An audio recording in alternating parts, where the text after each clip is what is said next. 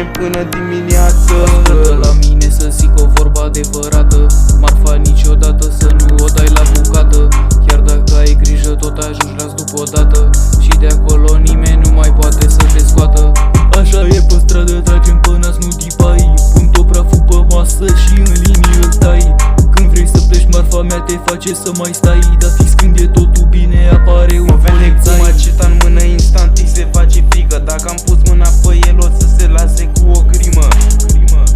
O să se lase cu o crimă, nu mai are ce să facă, acum e o victimă. M-am pula într-o brigadă, pe toți eu omor pe rând. Când eram eu traficant, nimeni nu știa cine sunt. Numai eu cu frații mei știm câtă marfă am vândut. Numai eu cu frații mei știm câți bani murdari am făcut. Nimeni nu mă oprește când vreau să mă duc la faptă. Pistolul încărcat, n-are cine să facă față. Fii atent să nu ratezi termenul de la plată. N-ai făcut plata la timp, te trimit pe lumea cealaltă. Noaptea asta știi că treaba-i lată. E 4 dimineața și noi încă fumăm iarbă.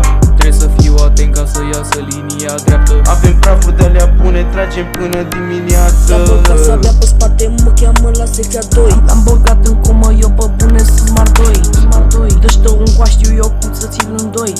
E zăgeata mea, ultimul gherțoi. Cinci în rumbreveu, mă vezi sfrup neveu. Se crede traficant, dar e lăcheul meu. Se crede traficant, dar e un lăcheu. Te alerg prin cartier, te rogi la Dumnezeu. Am un sifon pe listă care are ficat. După vreo 3 zile de pe listă l-am bifat. Știa de la început, l-am avertizat. Cu coada între picioare la gardă ne-a sifonat. La gardă ne-a sifonat. L-am prins, l-am sequestrat. A pus garda pe noi și a primit un glonț în cap. Vine garda după noi, fugim într-un și blindan. Vin mascații după noi, ascundem marfa în dulap.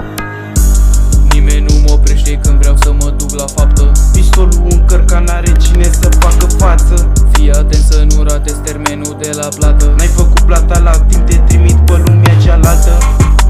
Noaptea asta știi că treaba-i lată. E 4 dimineața și noi încă fumăm iarbă. Trebuie să fiu atent ca să iasă linia dreaptă. Avem prafuri de-alea bune, tragem până dimineață.